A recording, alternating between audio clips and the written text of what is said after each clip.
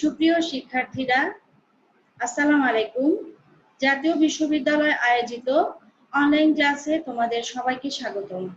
তোমাদের সাথে আমি আজকে যে বিষয়টি আলোচনা করতে যাচ্ছি সেগুলো সবাই জানো। আমরা যেটা আলোচনা করছি তৃতীয় বর্ষ বিএসএস সমান অর্থনীতির, সেখানে কৃষি এবং গ্রামীণ অর্থনীতি কোর্সটি আমরা আলোচনা করছি। চলো দ্রুত আমরা আমাদের মূল স্লাইডে চলে যাচ্ছি।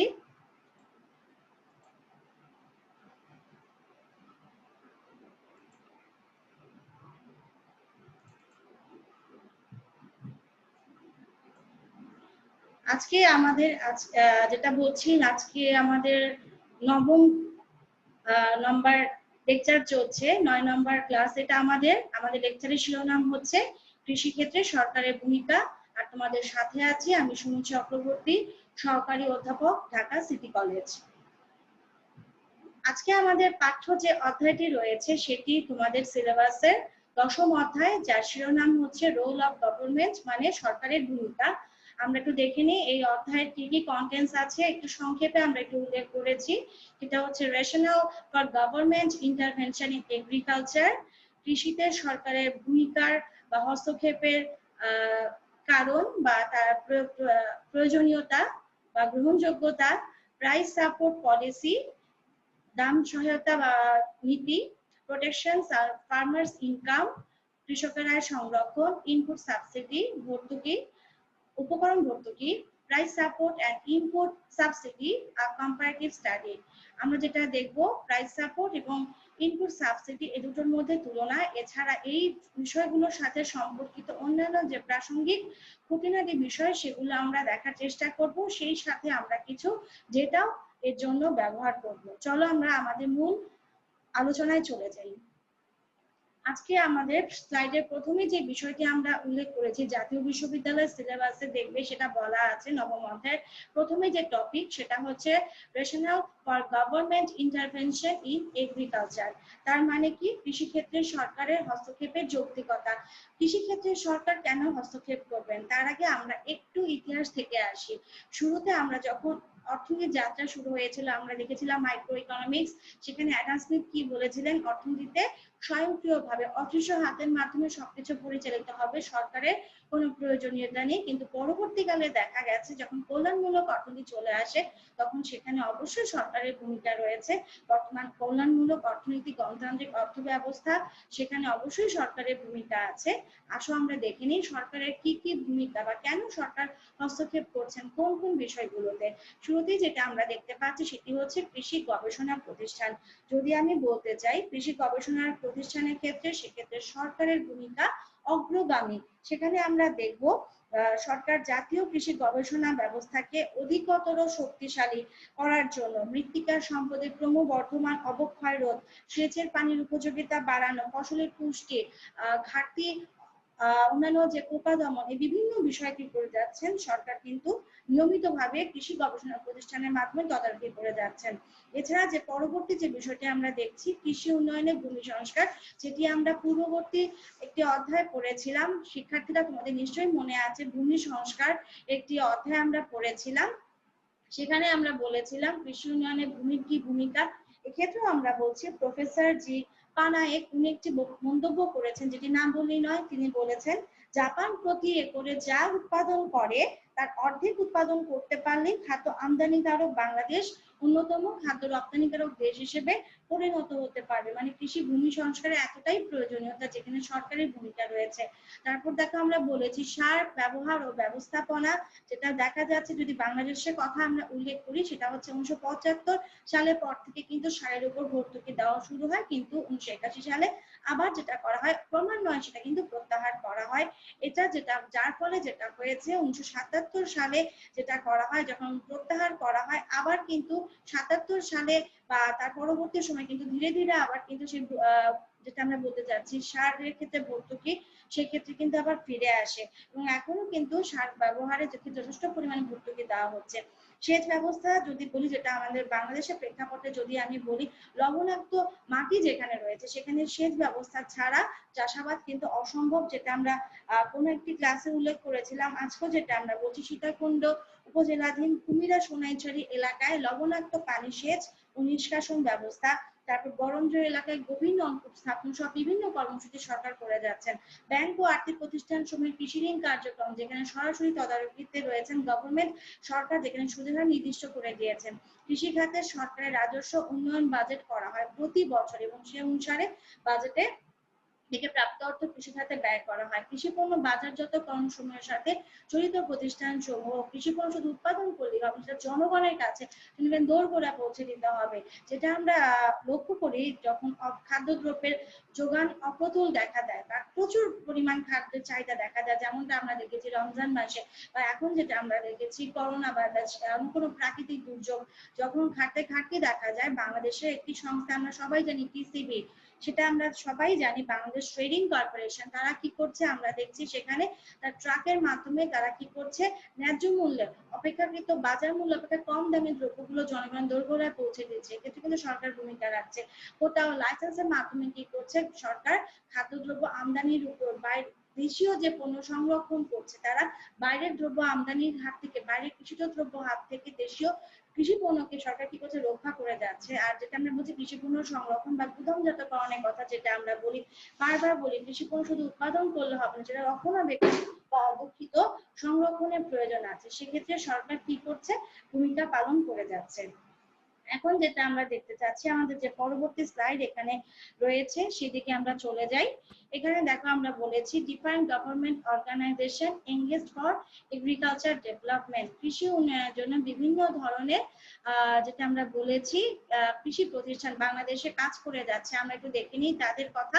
দেখো শুরুতেই আমরা যেটা আমরা বলেছি কৃষি প্রশাসন অধিদপ্তর, এরপর রয়েছে দেখো বাংলাদেশ কৃষি উন্নয়ন সংস্থা। বাংলাদেশ কৃষি উন্নয়ন সংস্থা সবাই তো পরিচিত, যেটাকে আমরা এখানে দেখো একটা লোগো একটা ব্যবহার করেছি এখানে বিভিন্ন প্রতিষ্ঠানে। তারপর দেখো বাংলাদেশ কৃষি ব্যাংক কাজ করে যাচ্ছে, রাজশাহী কৃষি উন্নয়ন ব্যাংক, বাংলাদেশ পল্লী উন্নয়ন বোর্ড, আর দেখো এখানে কাজ করছে তুলা উন্নয়ন বোর্ড। এই বিভিন্ন প্রতিষ্ঠান কিন্তু এখানে কাজ করে যাচ্ছে। এখানে যেটা বলা হতে পারে, এখানে যদি বলি বাংলাদেশ কৃষি উন্নয়ন সংস্থা, এর পূর্ণ নাম হচ্ছে বাংলাদেশ এগ্রিকালচার ডেভেলপমেন্ট কর্পোরেশন বা BADC, Bangladesh agriculture development corporation বা আমরা সংক্ষেপে বলছি বিএডিসি। আরেকটা পুনরূপ কিন্তু পরীক্ষায় আসে, যেটা বলি বাংলাদেশ পল্লী উন্নয়ন board BRDB, Bangladesh rural development board, Bangladesh rural development board.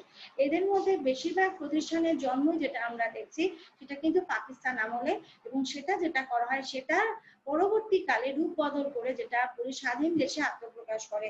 যেমনটা আমরা এখানে বলতে চাচ্ছি বাংলাদেশ কৃষি উন্নয়ন সংস্থা রয়েছে, এটা কিন্তু পাকিস্তান আমলে 1961 সালে স্থাপিত হয়েছিল। সেটা পরবর্তীকালে আমাদের কৃষি উন্নয়ন বাংলাদেশ কৃষি উন্নয়ন সংস্থা হিসেবে আত্মপ্রকাশ করে। তারপরে এখানে আরেকটা ব্যাংকের কথা আমরা দেখতে পাচ্ছি, শিক্ষার্থী দেখো খেয়াল করো বাংলাদেশ কৃষি ব্যাংক, যেটা আমরা বলেছি স্বাধীনতার আগে দুটো সংস্থা ছিল, একটা হচ্ছে কৃষি উন্নয়ন আর্থিক সংস্থা আর একটা হচ্ছে পাকিস্তান কৃষি ব্যাংক, দুটো মিলে হয়েছে বাংলাদেশ কৃষি ব্যাংক। এভাবে যাত্রা শুরু করে বিভিন্ন প্রতিষ্ঠান তারা কার্যক্রম পরিচালনা করে যাচ্ছে। আমরা এখানে তাদের লোগো উপস্থাপন করার চেষ্টা করেছি। শিক্ষার্থীরা এখানে যেটা বলতে চাচ্ছিলাম পরবর্তী স্লাইডে যাওয়ার আগে, এই প্রতিষ্ঠানগুলো যে সব দিক থেকে সফল তেমন কিন্তু নয়। এই প্রতিষ্ঠানগুলোর ক্ষেত্রে কিন্তু ব্যর্থতার চিত্র খুঁজে পাওয়া যায়, যেটা আমরা বলতে পারি দুর্নীতি স্বজনপ্রীতি এটা সবসময় রয়েছে, যেটা আমরা গত ক্লাসে বলেছি। আর যেটা বলতে চাচ্ছি আমরা সেচ ব্যবস্থার যে যন্ত্রটা সেটা অনেকটা এখন কি হচ্ছে ব্যক্তি মালিকানায়। এখন সেচ দেওয়া সেচ যন্ত্র যখন এখানে এখন ব্যক্তিগত মালিকানা ছেড়ে দেওয়া হচ্ছে, তার ফল যেটা হচ্ছে সেটা ভয়াবহ। তো দেখা যাচ্ছে আমি সেচ যন্ত্র নিয়ে সেটা দিয়ে আমি ট্রাক্টর কৃষিকাজে ব্যবহার না করে আমি নৌকা ব্যবহার করছি, বা বাণিজ্যিক কাজে আমি ট্রাক্টর বানাচ্ছি, ট্রলার বানিয়ে সেটা আমি নৌকা ব্যবহার করছি। এই বিভিন্ন নেতিবাচক দিকগুলো কিন্তু দেখা যাচ্ছে। তারপরেও সরকার সচেতন সরকার চেষ্টা চালিয়ে যাচ্ছেন, করে যাচ্ছেন। আসো আমরা দেখি some suggestions on the part of government for the future agriculture development of Bangladesh. বাংলাদেশে ভবিষ্যতে কৃষির আরো কি কি সহায়ক ভূমিকা সরকার রাখতে পারে, সেক্ষেত্রে সরকার কিছু সুপারিশ আমরা এখানে করতে পারি, সরকার আমাদের কি কি আরো পদক্ষেপ নিতে পারে, কিছু পরামর্শ আমরা এখানে দেওয়ার চেষ্টা করেছি। যেমন দেখো, প্রথমে বলেছি পঞ্চবার্ষিকী পরিকল্পনায় কৃষি উন্নয়নে অগ্রাধিকার এখানে রাখার কথা বলা হয়েছে বারবার। দরিদ্র ভূমিহীন কৃষকদের অনুকূলে কর্মসূচি গ্রহণ করতে হবে, সঠিক ভূমি সংস্কার নীতি প্রণয়ন করতে হবে, উন্নত পানি সেচ ব্যবস্থা, বন্যা নিয়ন্ত্রণ, পানি নিষ্কাশন। তারপর বলেছে কৃষি পণ্যের বাজারজাতকরণে সহায়ক ভূমিকা পালন করতে হবে, যেটা আমরা ইতিমধ্যে ক্লাসে দেখেছি। সরকার কি করেছেন, এগ্রিকালচার মার্কেটিং বা বিপণন ক্ষেত্রে একটি মন্ত্রণালয় স্থাপন করেছেন, সেখানে প্রতিনিয়ত সেখানে স্টল আকারে তোমাদের কৃষি পণ্যের দাম সেটা কিন্তু যাচ্ছে এবং সঠিক দাম সম্পর্কে কৃষক সচেতন হতে পারছে, এবং সে বিষয়ে সরকার আরো উন্নয়ন বা সচেতন দৃষ্টি রাখবেন আশা করা যায়। কৌশলগত পরিবর্তন উদ্ভাবন করা হবে, কৃষি গবেষণা আরো সম্প্রসারণ করতে হবে, প্রাতিষ্ঠানিক ও মূল্যনীতি স্থাপন করতে হবে, যেটা আমরা বলতে চাচ্ছি কৃষক কোন নীতিতে কৃষিকে অগ্রসরমান করবেন সেই সংক্রান্ত কিছু নীতি আছে। যেমন আজকে আমরা দেখবো দাম সহায়তা নীতি, বা যেটা আমরা বলছি মূল্য সহায়তা নীতি, তারপর হচ্ছে ভর্তুকি, কৃষকের আয় সংরক্ষণ, আয় নীতি, বিভিন্ন ধরনের নীতি আছে, সেগুলো কৃষককে যথেষ্টভাবে সরকারকে সেই বিষয়ে সচেতন হতে হবে। এখন শুরুতেই আমরা আজকে যেটা দেখবো, তোমাদের সিলেবাসে এই অধ্যায় যেটা গুরুত্বপূর্ণ বৈশিষ্ট্য, বিভিন্ন পলিসি আছে এবং সেই পলিসির মধ্যে কোনটি বেশি গ্রহণযোগ্য সেই সম্পর্কে মতবাদ বা তোমার মন্তব্য এখানে উপস্থাপন করতে হবে। শুরুতেই যে পলিসিটা এখানে দেখো স্লাইডে উল্লেখ করেছি, সেটা হচ্ছে প্রাইস সাপোর্ট পলিসি, যেটাকে আমরা কি বলছি, দাম সহায়তা নীতি। এখন দাম সহায়তা নীতিকে আমরা একটু দেখে নিই। বলা হয়েছে সরকার কৃষকের ও দেশের অর্থনৈতিক অবস্থা স্থিতিশীল রাখার স্বার্থে যুক্তিসঙ্গত মূল্যে কৃষি পণ্য ক্রয়ের যে নীতি গ্রহণ করে তা হলো মূল্য সহায়তা নীতি। যেটা বলা হয়েছে সকলে, শুধু কৃষক না, কৃষক বাঁচলে দেশ বাঁচবে, যেটা আমরা বলি, সার্বিক অর্থনৈতিক স্থিতিশীলতা রক্ষার জন্য যুক্তিসঙ্গত মূল্যে কৃষি পণ্য যে ক্রয় করছে তার যে নীতি, সেটাই হচ্ছে মূল্য সহায়তা নীতি। আমরা এখন যেটা দেখছি পরবর্তী স্লাইডে, আমি এখানে কি বলেছি খেয়াল করো। এই মূল্য সহায়তা নীতির পক্ষে আছে যুক্তি, তেমনি বিপক্ষে আছে যুক্তি। সবকিছুরই পক্ষে বিপক্ষে যুক্তি আছে। সবার আগে আমরা একটু মনোযোগ সহকারে শিক্ষার্থীরা খেয়াল করি পক্ষে এখানে কি কি যুক্তি আছে, আমরা সেগুলো আসো উপস্থাপন করার চেষ্টা করি। তার দাম সহায়তা নীতির পক্ষে যুক্তি, প্রথমে যে যুক্তিটা দেখো আমি এখানে উল্লেখ করেছি, সেটা কি, কৃষিক্ষেত্রে মন্দা প্রতিরোধ। কৃষিক্ষেত্রে যে মন্দা থাকে সেটা প্রতিরোধ করতে হবে। এটা কি রকম খেয়াল করো, যদি কোনো কারণে দেশে যদি একবার মন্দা আরম্ভ হয়, সেটা অবশ্য কৃষি খাতে পড়বে। এটা আমাদের প্রকৃত চিত্র। এখন যেটা আমরা মন্দার সময়ের মধ্যে যাচ্ছি, আমাদের কোভিড-19 করোনা ভাইরাসের কারণে সারা বিশ্ব কিন্তু বিপর্যস্ত, তার প্রভাব কিন্তু আমাদের দেশের অর্থনীতিতেও পড়েছে কৃষি খাতে। এখন যেটা বলা হয়েছে, এখন মন্দার সময় কি হবে, কৃষি পণ্যের দাম কমে যাবে। এখন দাম যদি কমে যাবে, কৃষক কি করবে, চাহিদার সাথে সঙ্গতি রেখে কি করবে না, তার পক্ষে তো এখন উৎপাদন কমানো সম্ভব না, সেটা উৎপাদন শুরু করে দিয়েছে। তার মানে এখন কি হবে, এই বছর কৃষক ক্ষতিগ্রস্ত হবে। এখন এটার ফল গিয়ে কি করবে, কি আগামী বছর, চলতি বছরের দামের ভিত্তিতে কিন্তু আমরা পরের বছরের উৎপাদন পরিকল্পনা করে থাকি। এই যে একটা মন্দা, তাহলে কি হবে, কৃষক পরের বছর কিন্তু উৎপাদনে নিরুৎসাহিত হবে, তার মানে পরের বছর কিন্তু খাদ্যের অভাব দেখা দিবে। এটা যেন না হয়, তার জন্য কৃষক কি করবে, সরকার কৃষককে মূল্য সহায়তা নীতি প্রদান করবে। তারপর দেখো বলেছে সার্বিকভাবে কৃষি উৎপাদন বৃদ্ধি। কৃষক যদি উৎপাদন করে, সেটা কেন, সেটা হচ্ছে তার আয় বৃদ্ধির জন্য। এখন যদি মূল্য স্থিতিশীল থাকে কৃষি পণ্যের, তাহলে কি হবে, কৃষকের আয় অবশ্যই বাড়বে, এটা বোঝাই যায়। এখন মূল্যের নিশ্চয়তা কৃষককে উৎপাদন বাড়াতে সহায়তা করবে।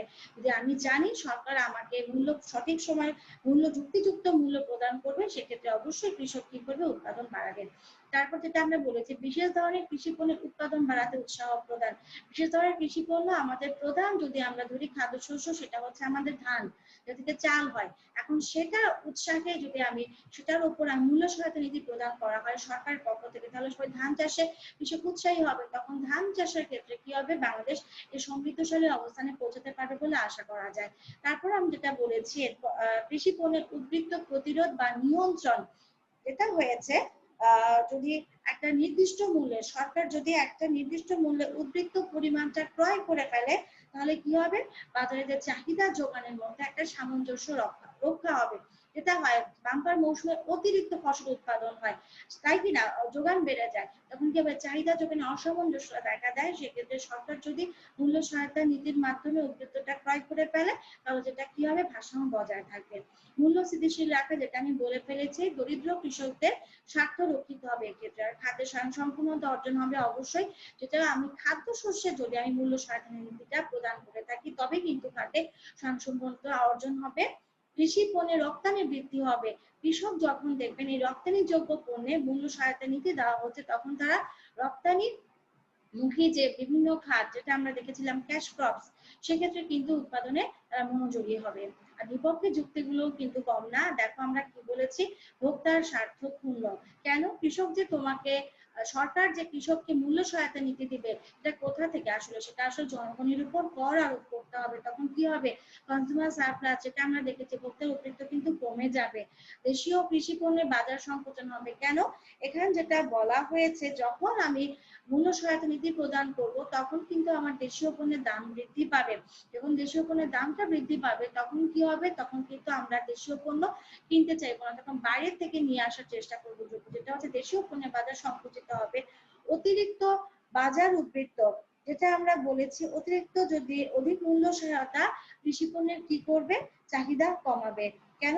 যেটা বলা হচ্ছে দাম বেশি পাওয়ায় কৃষক আগের তুলনায় বেশি বেশি পরিমাণ উৎপাদন করবে। কৃষক তো নিশ্চিত একদম স্বাধীন যে সরকার যাই উৎপাদন হোক না কেন, কৃষক সরকার তো মূল্য সহায়তা নীতি প্রদান করবে।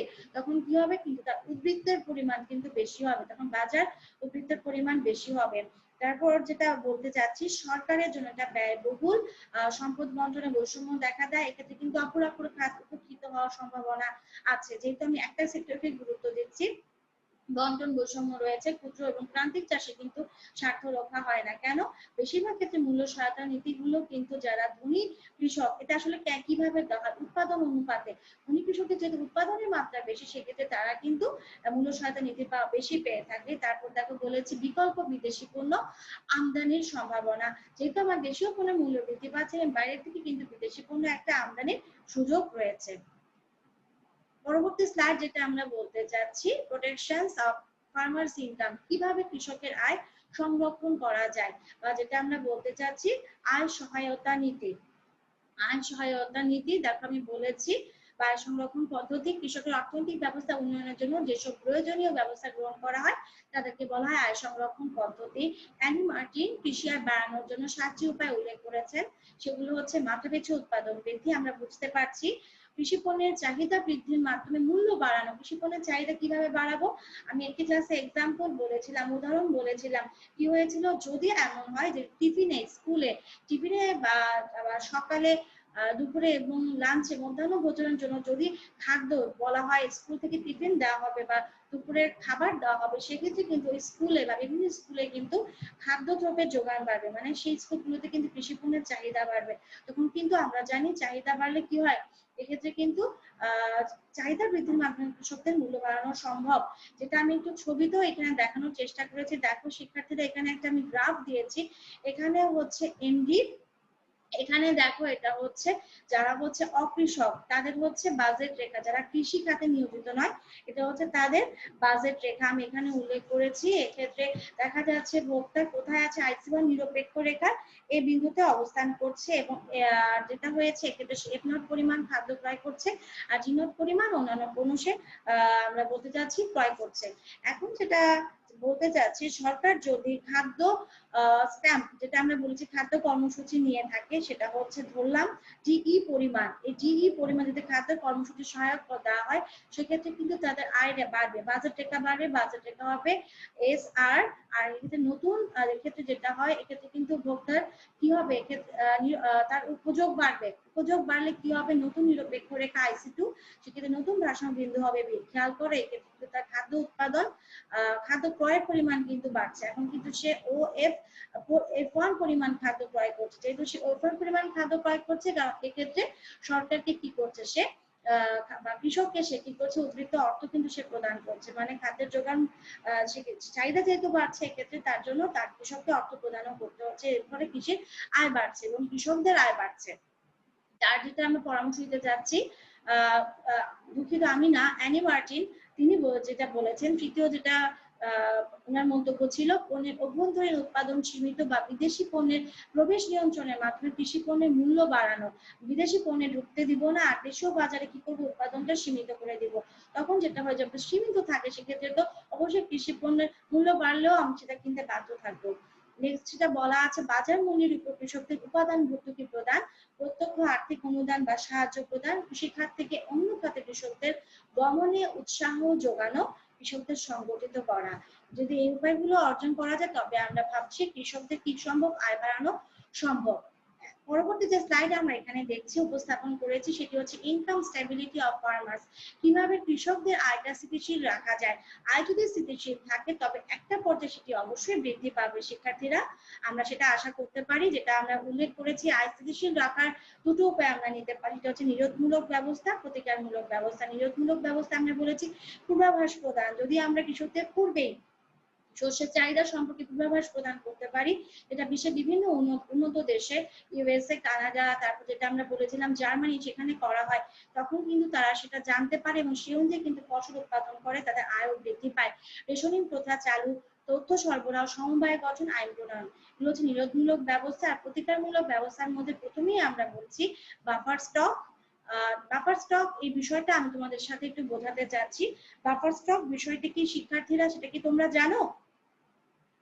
তোমাদেরকে শিক্ষার্থীরা আমি প্রশ্ন জিজ্ঞাসা করছি, বাফার স্টক বিষয়টা কি তোমরা জানো? আচ্ছা তোমরা বুঝতে না পারছো? ম্যাম, একটু বলেন। অনেক ধন্যবাদ তোমাদের উত্তরের জন্য। বাফার স্টক বিষয়টি যদি তোমরা জানো না, আমি তোমাদের একটু সংক্ষেপে ব্যাপারটা বলে দিচ্ছি। বাফার স্টক হচ্ছে আসলে যেটা হয় যদি অত্যাধিক পরিমাণ কৃষি পণ্যের যোগান বেড়ে যায়, ধরে নিলাম এবছর বাম্পার ফলন হলো, আমি ছবিটা যেটা তোমাদের সাথে সাথে বোঝাচ্ছি, ধরলাম তোমার প্রাথমিক মূল্য হচ্ছে এখানে পি নট, আর এখানে হচ্ছে ভারসাম্য বিন্দু হচ্ছে ই, আর কৃষি পণ্যের যোগান হচ্ছে এম নট। এটা হচ্ছে তোমার স্বাভাবিক। কোনো কারণে যদি এমন হয় তোমার বাম্পার ফলন হলো, বাম্পার ফলন হলে কি হয় আমরা জানি, সেক্ষেত্রে কিন্তু কি হয় ফসলের দামটা কমে যায়। এই দেখো পি নট থেকে দাম হয়ে গেল পি1, যেহেতু যোগান বেশি সেক্ষেত্রে দেখো যোগান বেড়ে যাবে। যোগান বাড়লে কি হয় তখন যোগান রেখার ডান দিকে আসবে এস1। যখন যোগান রেখার ডান দিকে বাড়ে এক্ষেত্রে কিন্তু দাম কমে যায়। আর এক্ষেত্রে যেটা আমরা দেখছি এই যে এম নট এম2 এই যে উদ্বৃত্তটা, এটা কি হবে তখন সরকার ক্রয় করে নেবে, মানে যে উদ্বৃত্ত যে ফসলটা থাকবে এম নট এম2 এটা সরকার ক্রয় করে নেবে। ক্রয় করে নিলে কি হবে তখন আবার ভারসাম্যতে চলে আসবে পি নট।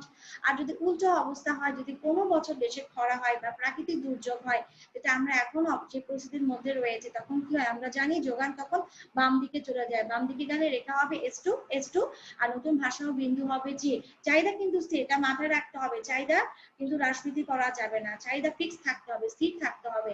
দেখো এক্ষেত্রে কিন্তু দামটা খরা পাওয়া যাচ্ছে না, সেক্ষেত্রে কিন্তু দামটা বেড়ে যাবে। দাম বেড়ে গেলে তখন সরকার কি করবেন, এই যে আগে যে ছিল এম নট এম2 সরকার ক্রয় করেছিলেন, এটা কি করবেন সরকার বাজারে প্রদান করে দিবেন, সেটা বাজারে আবার চলে আসে, তখন দেখো দামটা আবার স্বাভাবিক অবস্থায় চলে আসবে। এই প্রক্রিয়াটাকে আমরা বলছি বাফার স্টক।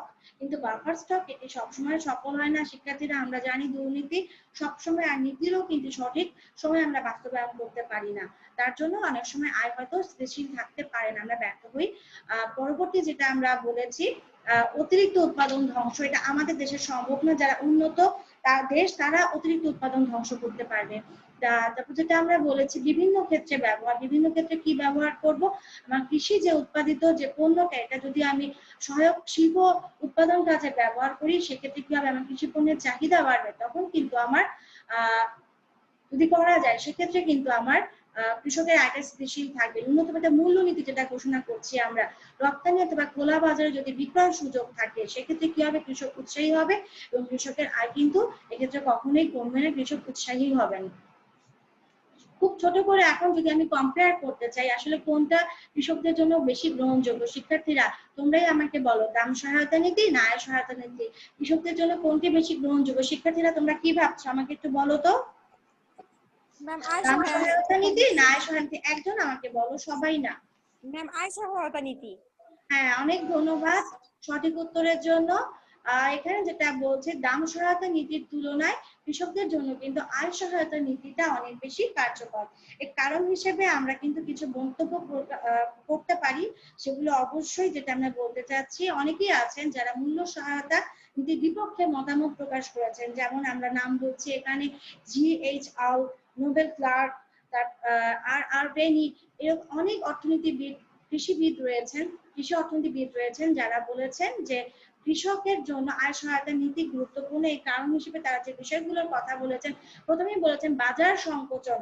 বাজার সংকোচন কি হচ্ছে, যদি মূল্য সহায়তা নীতি প্রদান করা হয় কি হবে, সেক্ষেত্রে আমার দেশীয় পণ্যের কিন্তু মূল্য বৃদ্ধি পাবে। যে তখন কি হবে, আমার দেশীয় পণ্যের যেহেতু মূল্য বৃদ্ধি পাবে, তখন দেশীয় পণ্যের বাজার সংকুচিত হয়ে যাবে, অতিরিক্ত উদ্বৃত্ত সৃষ্টি। কৃষক অতিরিক্ত উৎসাহী হয়ে কি করছেন, মূল্য সহায়তা নীতির ফলে বেশি পরিমাণ উৎপাদন করছেন, এর ফলে কিন্তু অর্থনৈতিক ক্ষতিগ্রস্ত হচ্ছে। ব্যয়সাধ্য ভর্তুকি এখানে দিতে হচ্ছে, এখানে প্রাইস অফ পলিসির জন্য বিশাল একটা ভর্তুকি এখানে দিতে হচ্ছে।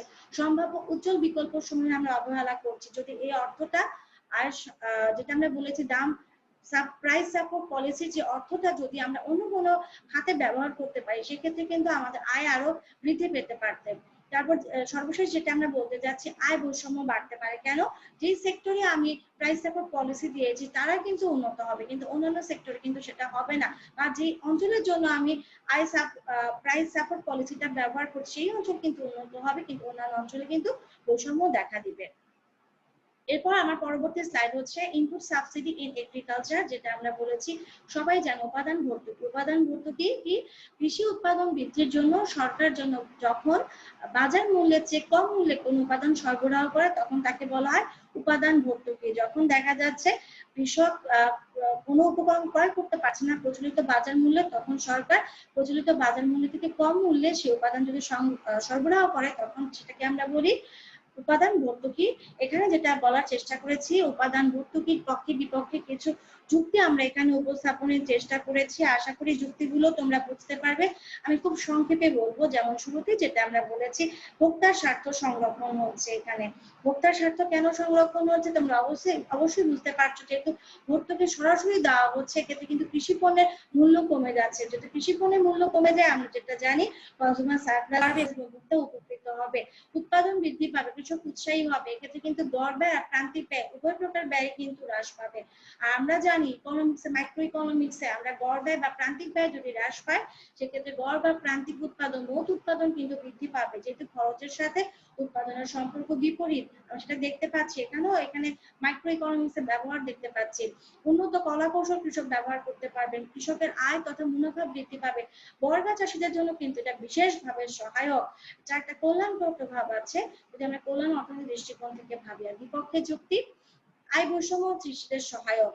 যেটা বলা হয়েছে ভর্তুকি কিন্তু যেটা দেখা যায় মূলত যারা কৃষক, যারা অভাবী কৃষক, প্রান্তিক কৃষক, তারা কিন্তু বঞ্চিত হয়। এটা আমরা একটু পরে স্লাইড আছে সেটা দেখবো। এখানে শিক্ষার্থীরা আমার টাইপে একটু ভুল হয়ে গেছে, তুমি সঠিক করে নিও। উন্নত মানের কলা কৌশল প্রভাব কিন্তু এখানে নগণ্য। এখানে কিন্তু উন্নত মানের কলা কৌশল প্রভাব যদি আমি বলি, যদি ভর্তুকি নাও দেওয়া হয়, তারপরেও কিন্তু যারা ধনী শ্রেণী তারা কিন্তু উন্নত কলা কৌশল ব্যবহার করবে, তাদের জন্য কিন্তু এটা তেমন ব্যাপারই নয়। প্রশাসনিক ব্যয় ও সরকারের ব্যয় ঘাটতি আছে, যেহেতু এই খাতে আমার ভর্তুকি দিতে হচ্ছে এবং সে তদারকির জন্য কিন্তু কর্মকর্তা আমাকে রাখতে হচ্ছে। সামাজিক ব্যয়, যেটা আমরা বললাম করের বোঝা বাড়বে জনগণের উপর। উপকরণের অপূর্ণ ব্যবহার, যেটা আমরা অনেক ক্ষেত্রেই দেখেছি। বিআইডিএস এর বিভিন্ন গবেষণা, বিআইডিএস মানে Bangladesh institute of development studies, সেখানে আমরা দেখেছি বিভিন্ন গবেষণায় দেখা গেছে কৃষক কিন্তু ঋণটা নিয়ে প্রচলিত খাত না, যেটা আমরা বলেছি ঋণের অপূর্ণাঙ্গ ব্যবহার, কৃষি খাতে না ব্যবহার করে অন্যান্য খাতে কৃষক ব্যবহার করছে। উৎপাদন ব্যয় প্রভাব নগণ্য, যেটা আমরা একটু আগে বলতে চাচ্ছি। সার বা পানি সেচের যে ব্যয়, সেটা হচ্ছে ধনী কৃষকের জন্য কিন্তু ব্যাপারই না, তারা কিন্তু যদি ভর্তুকি নাও দেয় সেক্ষেত্রে এটা ব্যয়ের ক্ষুদ্রতম একটা অংশ। উপকরণের চাহিদার দাম স্থিতিস্থাপকতা এখানে নগণ্য। উপকরণের চাহিদার দাম স্থিতিস্থাপকতা নগণ্য, যেটা আমি বলতে চাচ্ছি যতক্ষণ পর্যন্ত আমি দেখব, যেটা আমি বলতে চাচ্ছি প্রান্তিক উৎপাদনটা আমার উপকরণের দামের থেকে বেশি, প্রান্তিক উৎপাদনটা আমার উপকরণের দামের থেকে বেশি, ততক্ষণ পর্যন্ত কিন্তু আমি উৎপাদন চালানোই করবো, সেক্ষেত্রে আমার ব্যাপারটা কার্যকরী হবে না। এরপর সংক্ষেপে যেটা আমরা বলতে চাচ্ছি, খুব ছোট্ট করে একটা স্লাইড তোমাদের জন্য আমি তৈরি করেছি। তোমাদের বাড়ির কাজ কিন্তু বিস্তারিত তোমরা তৈরি করবে। তুমি সবাই জানো শিক্ষার্থীরা, আমি প্রতি ক্লাসে তোমাদের কিন্তু কিছু বাড়ির কাজ দেই, যে তোমাদের কি করতে হবে, হোমওয়ার্ক তোমাদের সেটা বিভিন্ন ডেটা কালেক্ট করে উত্তরগুলো তৈরি করতে হবে। আজকেও আমার তোমাদের জন্য একটা হোমওয়ার্ক রেখেছি, সেটি হচ্ছে খেয়াল করো, price support policy versus input subsidy a comparative study. আয় সহায়তা নীতি আর হচ্ছে আমরা বলেছি ভর্তুকি বা উপাদান সহায়তা নীতি। শিক্ষার্থীরা এখন বলো তোমরা কোনটি বেশি গ্রহণযোগ্য, দাম সহায়তা নীতি না উপাদান ভর্তুকি, কোনটি বেশি গ্রহণযোগ্য, তোমরা কি ভাবছো? ম্যাম উপাদান ভর্তুকি।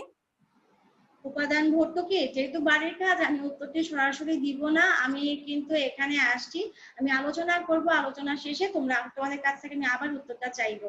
দেখো আমি এখানে বলেছি শুরুতে যে পয়েন্ট আমি এখানে উল্লেখ করেছি, আয় বৈষম্য। আয় বৈষম্য কোথায় দেখা দেয়? আয় বৈষম্য কিন্তু দাম সহায়তা নীতির ক্ষেত্রে প্রযোজ্য, তাই তো? আয় বৈষম্য যেটি বলেছি নির্দিষ্ট একটা ক্ষেত্রে সেখানে কিন্তু ব্যবহার করা হয়, সেটা হচ্ছে আয় বৈষম্য। যে ক্ষেত্রে বাজি অঞ্চলে সুবিধা পায় না সেক্ষেত্রে কিন্তু কৃষক বঞ্চিত হয়, সেই এলাকায় বৈষম্য দেখা দেয়। আর ইনপুট সাবসিডির ক্ষেত্রে কিন্তু আয় বৈষম্যের মাত্রা এটা আমরা বলবো কিন্তু অপেক্ষাকৃত কম। এখানে আয় বৈষম্যের মাত্রা কিন্তু অপেক্ষাকৃত কম রয়েছে, এটা তো আমরা বুঝতেই পারছি। তাতে যেটা বলা হয়েছে পরিস্থিতি, আমরা কখন মূলত প্রাইস সাপোর্ট পলিসি দেই? বিশেষ কোনো অবস্থায়, কোনো প্রাকৃতিক দুর্যোগ হয় বা যেটা কৃষক ক্ষতিগ্রস্ত হয়। ইনপুট সাবসিডিতে এটা টার্গেট কিন্তু আলাদা, এটার লক্ষ্য হচ্ছে যদি কৃষক উৎপাদন বাড়াতে চায়। প্রযোজ্যতা তো একই বিষয় আমরা বুঝতে পারছি। প্রয়োগ, প্রাইস সাপোর্ট পলিসি এটা আমরা কোন ক্ষেত্রে প্রয়োগ করি? এটা যেটা আমরা বলেছি বিশেষ বিশেষ অবস্থার ক্ষেত্রে, আমরা একটু আগে কিন্তু উল্লেখ করে দিলাম। প্রশাসনিক ব্যয় সেটা কিন্তু ইনপুট বা সাবসিডির ক্ষেত্রে কিন্তু প্রশাসনিক ব্যয় যথেষ্ট পরিমাণে রয়েছে, ভর্তুকি দিতে হয়। প্রাইস সাপোর্ট পলিসি এক্ষেত্রেও কিন্তু প্রশাসনিক ব্যয় রয়েছে। তবে যেটা আমরা বলতে চাই, সুফল যদি বলতে চাই, সেটা তোমাদের কাছে আমি প্রশ্ন রাখছি, তাহলে তোমরাই বলো বাংলাদেশে কি তাহলে আসলে দাম সহায়তা নীতি দেওয়া উচিত না ভর্তুকি দেওয়া উচিত? শিক্ষার্থীরা তোমরা একটু বলো, তোমরা কি ভাবছো এখন বলো। আচ্ছা তোমাদেরকে একটু হিন্ট দিয়ে দিচ্ছি, বাংলাদেশে যেটা আমরা বলছি উপাদান ভর্তুকি নীতির চেয়ে কিন্তু মূল্য সহায়তা নীতি অধিকতর কার্যকর। বাংলাদেশে আমরা আবার বলছি ভর্তুকি উপাদান ভর্তুকির চেয়ে মূল্য সহায়তা নীতি অধিকতর কার্যকর, মানে ভর্তুকি কি আমি তাকে চিরস্থায়ী ভাবে আমি তাকে পরনির্ভরশীল করে তুলছি। ধীরে ধীরে আমাকে ভর্তুকির মানটা কমিয়ে কি করতে হবে, কৃষকদের আত্মনির্ভরশীল করতে হবে। প্রাইস সাপোর্ট পলিসি আমরা ধারাবাহিক ভাবে দিই, এটা বিশেষ কোনো অবস্থায় আমরা দিয়ে থাকি। সেজন্য আমি তোমাদের যেটা বলতে চাচ্ছি, বাংলাদেশের ক্ষেত্রে উপাদান ভর্তুকির তুলনায় দাম সহায়তা নীতি অধিকতর কার্যকর। ঠিক আছে, এখন যেটা আমরা দেখবো, যেহেতু সময় খুব কম আছে, আমরা কিছু স্লাইড এখন খুব দ্রুত দেখবো। এখানে একটা প্রশ্ন অপেক্ষা করছে, দেখো তোমাদের স্লাইডে, should input subsidy continue in Bangladesh? বাংলাদেশে কি উপকরণ ভর্তুকি চালিয়ে যাওয়া উচিত? এখানে একটা সার্ভে বা একটা গবেষণা করা হয়েছিল, পিপিএস থেকে আমরা ডেটাটা পেয়েছি, বাংলাদেশ ব্যুরো অফ স্ট্যাটিস্টিক্স, এটা 2017 সালের একটা ডেটা। সেখানে যেটা দেখা গেছে, উপস্থাপন করেছি proportion of farmers knowing about fertiliser subsidy policy. কৃষিক্ষেত্রে সারের ক্ষেত্রে ভর্তুকি আছে কি নাই এটা কতজন জানেন? এখানে দেখতে পাচ্ছি আমরা গ্রাফ যেটা বলছে মিডিয়াম গ্রুপ যারা তারা একটু জানছে, কিন্তু যারা মার্জিনাল গ্রুপ তাদের জানার মান কিন্তু খুবই কম। দেখো 27.9% কৃষক কিন্তু এই ব্যাপারে জানে। এখন যেটা পরবর্তী স্লাইডে আমরা বলেছি, farmer satisfaction with fertiliser subsidy policy according to farm size growth. Farm, এক একটা ফার্ম যেটা আকার অনুসারে যেটা আমরা বলতে চাচ্ছি সন্তুষ্ট কিনা, সার যেটা কৃষির ক্ষেত্রে সারের ক্ষেত্রে ভর্তুকি পেয়ে কৃষকেরা সন্তুষ্ট কিনা। আমি এখানে marginal farmer, small farmer, medium farmer, large ফার্মারের কথা উল্লেখ করেছি। এখানে দেখছি আমরা লার্জ ফার্মার কিন্তু খুব সন্তুষ্ট, অসন্তুষ্টের মাত্রা হচ্ছে 33%। আর এখানে যদি মার্জিনালের কথা আমি কম্পেয়ার করি, এখানে দেখো তারা কিন্তু অনেকে নিউট্রাল, তাদের কোনো মন্তব্যই নেই, কারণ সেই ব্যাপারে তারা উদাসীন, সার পেলাম কি পেলাম না, এটা হচ্ছে দেখো 16% কিন্তু তারা এই ব্যাপারে উদাসীন। আর এখানে বাকি যারা আমরা দেখতে পাচ্ছি স্মল আর মিডিয়াম ফার্মার, এখানেও কিন্তু উদাসীনতার মাত্রা আছে। একমাত্র লার্জ ফার্মারের ক্ষেত্রে হচ্ছে বৃহৎ কৃষক, বৃহৎ খামারি, তারা কিন্তু এই ব্যাপারে খুবই সচেতন। তাহলে আমরা কি বলতে চাচ্ছি, পরবর্তী যে স্লাইড, এখানেও একটা সারের ভর্তুকির কথা আমরা উল্লেখ করেছি, যেটা আমরা পেয়েছি কৃষি বিপণন অধিদপ্তর থেকে। এখানে বিভিন্ন অর্থ বছর ডেটা উপস্থাপন করেছি, সেটা যেটা দেখা যাচ্ছে ডেটার ভিত্তিতে আমরা দেখতে পাচ্ছি ডেটার যে কথা বলা হয়েছে সারের ভর্তুকির পরিমাণ কিন্তু প্রতি বছরই বাড়ছে। তার মানে এখানে গ্রাফে কিন্তু কিছু অস্পষ্ট কথা এখানে বলা আছে শিক্ষার্থীরা, যেটা আমরা বলতে চাচ্ছি একটু আগে আমি কৃষি ভর্তুকির দিকে যাব না আমি মূল্য সহায়তা নীতির দিকে যাব, তোমাদের কাছে একটা প্রশ্ন রেখেছিলাম। খেয়াল করো শিক্ষার্থীরা, ভর্তুকির ব্যাপারে যেটা হয়েছে উপাদান ভর্তুকির ব্যাপারে একমাত্র যারা ধনী কৃষক বা সমানিত উচ্চ শ্রেণী তারাই কিন্তু সচেতন এবং সেই বিষয়টা নিয়মিত খোঁজ খবর রাখছে। এবং আরেকটা বিষয় এখানে খেয়াল করো, প্রতি বছরে কিন্তু ভর্তুকির পরিমাণ এখানে বাড়ছে। তাহলে কি আমরা কিন্তু আমাদের অর্থনীতির জন্য ভর্তুকি বাবদ কিন্তু ব্যয় বৃদ্ধি পাচ্ছে, যেটি এখানে এই মুহূর্তে সেটা অর্থনীতির বিষয়ে দৃষ্টিকোণ থেকে বিবেচনা করা দরকার, আমার কৃষি ব্যয় কিভাবে কমাতে পারি। সেক্ষেত্রে আমরা যেটা একটু আগে বলেছিলাম বাংলাদেশের প্রেক্ষাপটে কিন্তু মূল্য সহায়তা নীতি আর যেটা আমরা বললাম উপকরণ ভর্তুকির চেয়ে অনেক বেশি কার্যকর। আর এখানে সর্বশেষ স্লাইডে আমি তোমাদের বাংলাদেশের বিভিন্ন যে গণমাধ্যম তাদের কিছু পত্রিকার কিছু বক্তব্য রিসেন্ট, যেটা আমি হেডলাইন দিয়েছি, recent economic initiatives by government of Bangladesh. সাম্প্রতিক সময়ে বাংলাদেশ আসলে সরকার আসলে কি ভূমিকা রেখেছে সাম্প্রতিক সময়টা আমরা বুঝতেই পেরেছি, সেটা হচ্ছে করোনার কথা, কোভিড-19 একটা এপিডেমিক একটা পিরিয়ড চলছে সারা বিশ্ব জুড়ে। সেক্ষেত্রে আমরা যেটা বলেছি সরকার যেটা করেছেন আমাদের যে ফিসক্যাল ইয়ারে যে তোমার যে বাজেটের কথা ছিল সেটা হচ্ছে 19-20 অর্থ বছরের জন্য সেটা ছিল 215 বিলিয়ন টাকা। ঠিক আছে, 215 বিলিয়ন টাকা, সেটাকে এখন বৃদ্ধি করা হয়েছে, সেটাকে এখন 225 বিলিয়ন টাকায় নিয়ে যাওয়া হয়েছে এই কোভিড-19 এপিডেমিক করোনা ভাইরাসের জন্য কৃষি খাতকে উৎসাহিত করার জন্য। এই খাতে বাজেটে বরাদ্দ পরিমাণ বাড়ানো হয়েছে, যেটা ফাইন্যান্সিয়াল এক্সপ্রেসের যেটা মাস দেখলাম আমরা জুলাই মাসের একটি রিপোর্টে আমরা দেখেছিলাম। এরপর একটা রিপোর্ট আমরা উপস্থাপন করতে চাচ্ছি, যেটা সোর্স হচ্ছে bdnews24.com। সেখানে তারা বলেছে গভর্নমেন্ট অলসো প্রসেসেস টাকা 95 billion in the fiscal year for agricultural subsidies.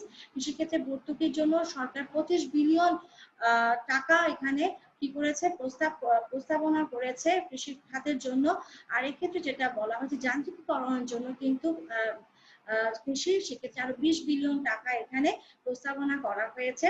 আর সর্বশেষ যেটা আমরা বলতে চাচ্ছি, এটাও ফাইন্যান্সিয়াল এক্সপ্রেস প্রকাশিত একটি রিপোর্ট, সেখানে যেটা আমরা বলেছি কৃষি ঋণ যেটা বলা হয়েছে সরকার চাচ্ছে এখানে দুটো রিফাইন্যান্সিং স্কিম চালু করার জন্য। একটি হচ্ছে 50 বিলিয়ন এগ্রিকালচার ক্রেডিট, 50 বিলিয়ন টাকা কৃষি ঋণ হচ্ছে কৃষকদের জন্য, আর বাকি যে 30 বিলিয়ন টাকা এটা হচ্ছে স্মল ইনকাম ফার্মার্স, ক্ষুদ্র চাষী এবং ট্রেডার্স তাদের জন্য। এই হচ্ছে আমি সর্বশেষ যে খবর তোমাদের জন্য উপস্থাপন করতে চেয়েছিলাম সেটা আমরা এখানে দেওয়ার চেষ্টা করেছি। আর আজকে যেটা রেফারেন্স হিসেবে আমরা বই ছাড়াই বিভিন্ন যে ওয়েবসাইট আর এখানে যে Bangladesh bureau of statistics, financial express, বিভিন্ন পত্রিকা, bdnews24.com, এছাড়া বাংলাদেশ ব্যাংক, বিভিন্ন সোর্স আমরা এখানে ডেটা উল্লেখ করেছি। ক্লাস শেষে প্রায় আমরা একটু আজকে কি কি বিষয় পড়েছি একটু তোমাদের জন্য আমরা রিভিউ করে দিলাম। আজকে আমরা পড়েছি 10ম অধ্যায়, যার শিরোনাম হচ্ছে সরকারের ভূমিকা, রোল অফ গভর্নমেন্ট, যেখানে আমরা দেখেছি সরকারের হস্তক্ষেপের যৌক্তিকতা কৃষিক্ষেত্রে, বিভিন্ন প্রতিষ্ঠান যারা কৃষিক্ষেত্রে অবদান রেখে যাচ্ছে, সরকার ভবিষ্যতে কি কি পরামর্শ দিয়েছি, কিভাবে অর্থনৈতিক উন্নয়ন সহায়তা করতে পারেন আমাদের পরামর্শ দিয়েছি। এরপর দিয়েছি দাম সহায়তা নীতি, তার পক্ষে বিপক্ষে যুক্তি। এরপরে বলেছি কৃষকের আয় সংরক্ষণ, তার কিভাবে আয় বৃদ্ধি তাদের স্থিতিশীল রাখা যায়।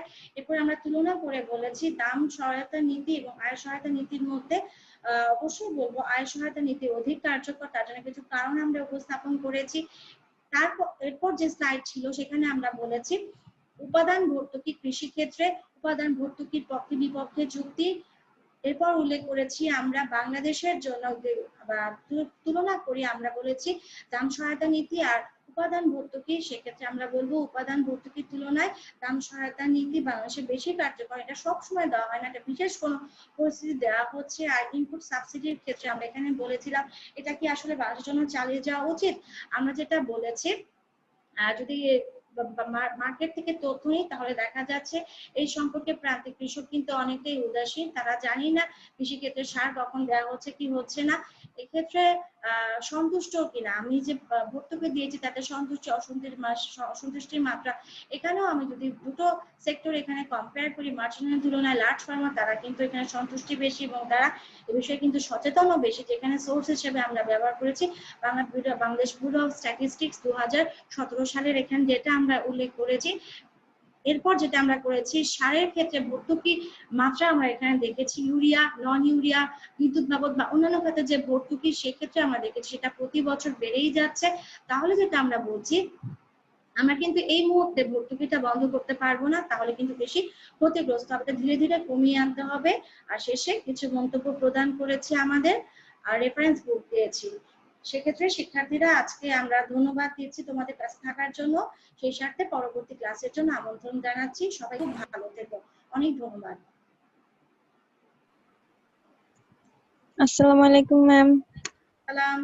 না স্যার।